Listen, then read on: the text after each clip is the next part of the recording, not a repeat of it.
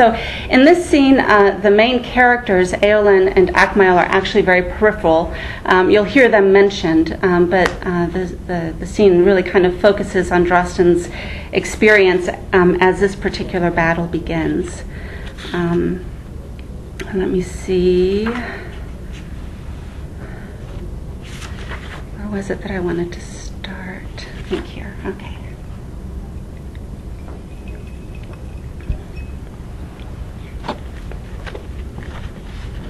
At the king's command, Drostan reined in his chestnut horse, slowing to a trot with the rest of the line.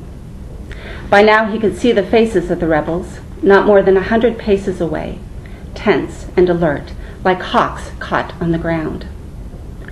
Fear rose in smoky wisps off the ill-formed right flank.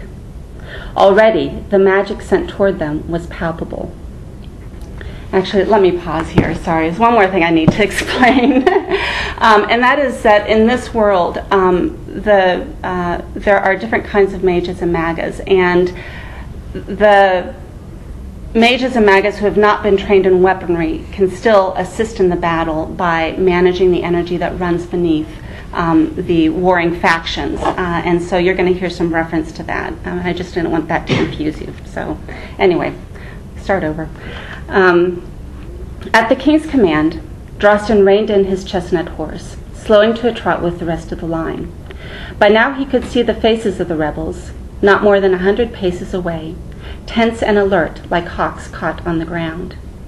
Fear rose in smoky wisps off the ill-formed right flank. Already the magic sent toward them was palpable.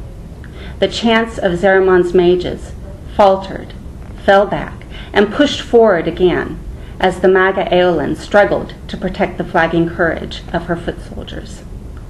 Not one sword had clashed, and yet the battle had already begun, settling over them in an invisible cloud, running beneath them in tightly held ribbons of energy.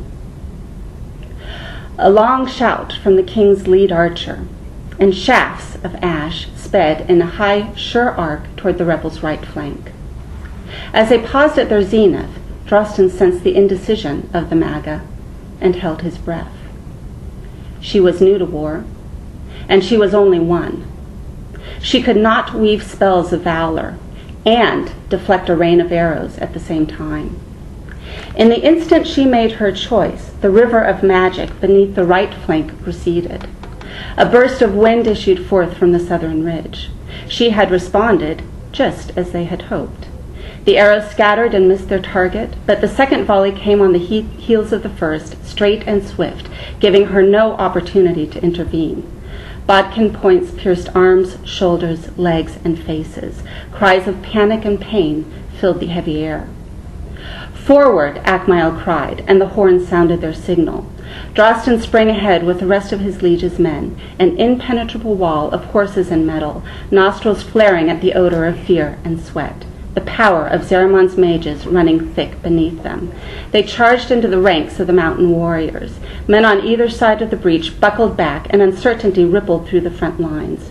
Drostan lifted his sword high and brought it down on the first rebel within reach.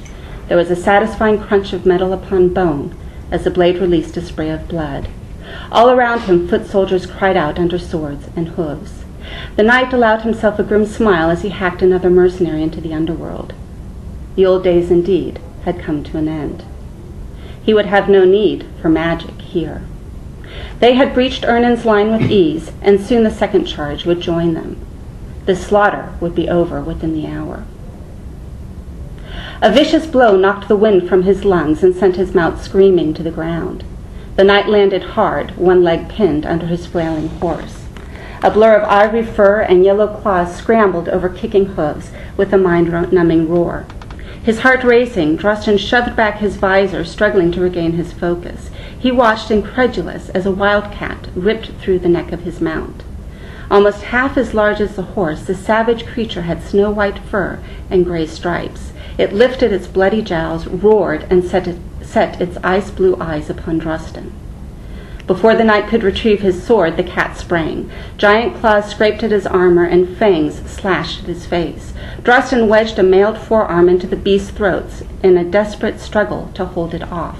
His free hand searched for a weapon, any weapon. His grip closed around the haft of a discarded axe, which he brought full force against the side of the creature's head. The impact reverberated through his arm, but the cat did little more than pause in annoyance. The creature's weight was crushing him. Claws ripped through his mail sleeve, and drool dripped hot onto his face. Adjusting his grip, he drew the weapon back and struck again, driving the metal blade into the animal's skull. The creature's sharp howl of pain sent shivers through the night. He wrenched the axe away and struck again. The cat stumbled back. Drosten struggled out from under his horse and lunged forward, hitting the beast over and over. Blood sprayed everywhere until at last the giant feline collapsed into a heap of blackened, sodden fur. Exhausted, Drosten sank to his knees, oblivious for the moment to the battle that raged around him. As he reached forward to touch the animal, it transformed in front of his eyes, leaving in its place a man, his flesh ripped open and covered with blood. Stunned, Drosten turned the body over. The height, the features of the face, the color of the hair and eyes were all unmistakable. His opponent had been a mountain warrior. But how in the name of the gods had he learned to shapeshift? The knight pushed himself to his feet, pain burning raw through his thigh. He noticed the tiger's claw had punctured his arm.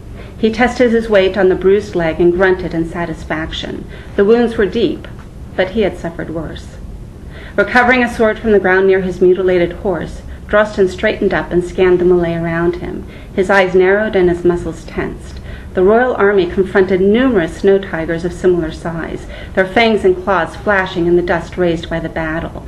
The handful of mage warriors that fought with them, old men like Drosten, had shapeshifted into bears to counter the new threat.